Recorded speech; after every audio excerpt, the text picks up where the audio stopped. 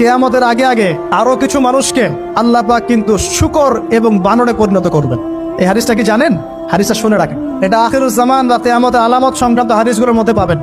আল্লাহ রাসূল সাল্লাল্লাহু আলাইহি ওয়াসাল্লাম বলেছেন, কিয়ামতের আগে আগে আমার উম্মতের মধ্যে, ভালো করে শোনেন, কিয়ামতের আগে আগে আমার উম্মতের মধ্যে একদল মানুষ বের হবে যারা মদ পানকে হালাল মনে করবে। কাকে? মদ পান করাকে হালাল মনে করবে। যারা বাদ্যযন্ত্র, গায়িকা, নায়িকা এগুলো নিয়ে নর্তকী নাচাবে রাতের বেলা, এগুলোকে হালাল মনে করবে।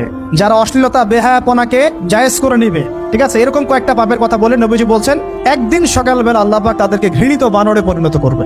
এটা হবে সামনে, কখন কিভাবে হবে আল্লাহ ভালো জানেন। এবার আমি কনসেপ্টে চলে আসি। এই যে পৃথিবীতে নেমে আসলাম, তাহলে আমরা কোত্থেকে আসছি ভাই? আমরা কি পৃথিবীর অধিবাসী ছিলাম? আমরা জান্নাতে ছিলাম, ওখান থেকে আল্লাহ পাক পাঠিয়েছে। এবার পৃথিবীতে এসে আদম আলাইহিস সালামের যুগে খুব একটা দুর্ঘটনা ঘটে নাই, একটা ঘটেছে। কয়টা? একটা।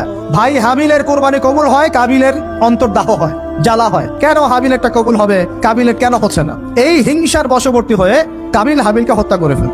হত্যা করে লাশটা দাফন করার পদ্ধতিও তার জানা ছিল না। আল্লাহ কাককে পাঠালেন, কাককে দেখে সে শিখলো। প্রথম দুর্ঘটনা হচ্ছে হাবিল কাবিলের দুর্ঘটনা। বলে রাখি, আজকেও নিজের ভাইয়ের বেশে বহু কাবিল মুসলিম সমাজের মধ্যে ঘুরে বেড়ায়।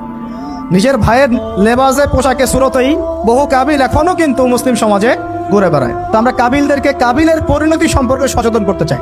হাবিল বলেছিল, তুমি যদি আমাকে মারতে আসো, আমি তোমাকে মারার জন্য হাত বাড়াবো না। হাবিল জান্নাতে যাবে আর কাবিল জাহান্নামে যাবে। কেন কাবিল জাহান্নামে যাবে? নবীজি বলেছেন, পৃথিবীর প্রথম হত্যাকাণ্ড সংগঠিত করেছে কাবিল। এই কারণে পৃথিবীতে যত খুন হবে, সমস্ত খুনের পাপের একটা অংশ কাবিলের আমলনামায় যোগ করা হবে। বলে নাউজুবিল্লাহ। একটা কথা মনে রাখবেন, সদকায়ে জারিয়া যেমন আছে, গুনাহে জারিয়াও আছে। একটা মদের দোকান দিয়েছেন, যত মানুষ মদ খাচ্ছে, সমস্ত গোনার একটা অংশ আপনার কাঁধে আসছে। সিনেমা হল করেছেন, মানুষ সারাদিন নেকটা ছবি দেখে, নগ্ন ছবি দেখে, যত মানুষ এখানে পাপ করবে, সমস্ত পাপের একটা অংশ আপনার কাঁধে যাবে। আবার একটা মাদ্রাসা করেছেন, যত মানুষ এখানে দ্বীনি ইলম শিখবে, এই নেকির একটা অংশ আপনি পাবেন ইনশাআল্লাহ। মরে গেলেও কবরে পাবেন ইনশাআল্লাহ। আল্লাহ পাক আমাদের সবাইকে সদকায়ে জারিয়া করার তৌফিক দেন।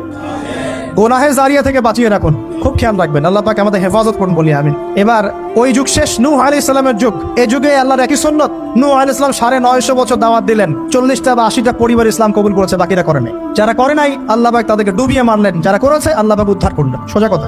আজকে সারা পৃথিবীতে যত মানুষ আমরা বেঁচে আছি না, আমরা কোনো না কোনো ভাবে ওই 80 পরিবারের সদস্য। আমরা ভাই ভাই, আমরা ওই ফ্যামিলি, 80 ফ্যামিলির অন্তর্ভুক্ত। কিরকম করে? নূহ আলাইহিস সালামের 4 সন্তান ছিল। কয় সন্তান? এক সন্তানের নাম হচ্ছে হাম। কি নাম? হাম। হাম ছিল একটু কালো বর্ণের।